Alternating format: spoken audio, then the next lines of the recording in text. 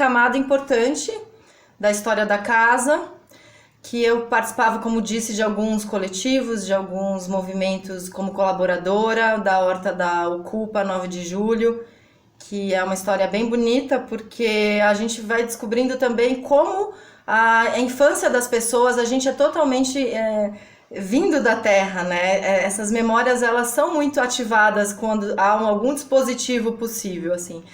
Então, eu acho que as hortas unem as pessoas em lugares muito delicados de memória mesmo e de força, de conexão. E aí eu tava foi nesse movimento, visitando algumas hortas e visitando alguns lugares que tinham tido experiências de agroecologia interessante, que eu começo a conhecer pequenos produtores e me envolver com a história deles e entender, sobretudo, produtoras mulheres, né? Como que é produzir orgânico, punks que ninguém supostamente tem interesse, medicinais e vender em feiras com agrotóxico, no ambiente muitas vezes inóspito para uma mulher ir sozinho, né? Os feirantes já estão muito organizados ali nas suas histórias e debochando ainda, né, de quem planta sem veneno.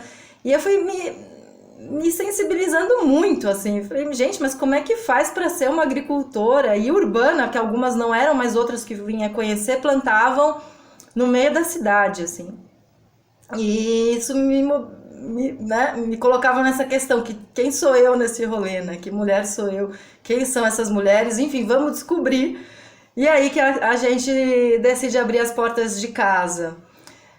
Eu e uma amiga nesse momento muito também empenhada em fazer umas viagens para ir buscar coisas, e a gente abre numa sexta-feira, por isso que o projeto chama Sexta na Sexta, porque era o dia próximo da semana que a gente já estava em São Paulo, mas porque sexta-feira é um dia de começar, de fechar metabolizações da semana e começar a se preparar para a próxima. Então esse tempo do cuidado, e aí começam a entrar todas as nossas questões, né? De como cuidar, como ter para a semana um alimento que, além de favorecer a sua saúde, está regenerando o solo, o ambiente onde ele está sendo cultivado e regenerando as pessoas, nesse sentido de que são famílias, muitas vezes, esses agricultores, e que são também, muitas vezes, assentadas.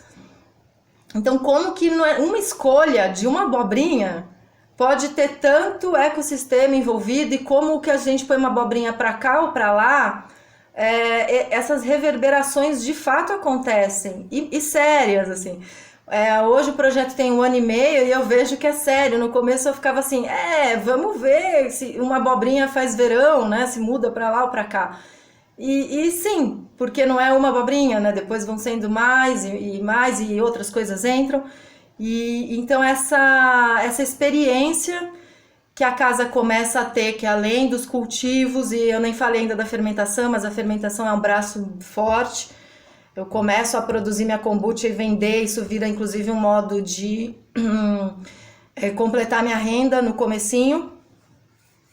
Como eu disse, eu trabalho com imagem e editora, né? E isso me ajudava muito, muitas vezes autônoma, né? Muitas vezes precisando ali ampliar.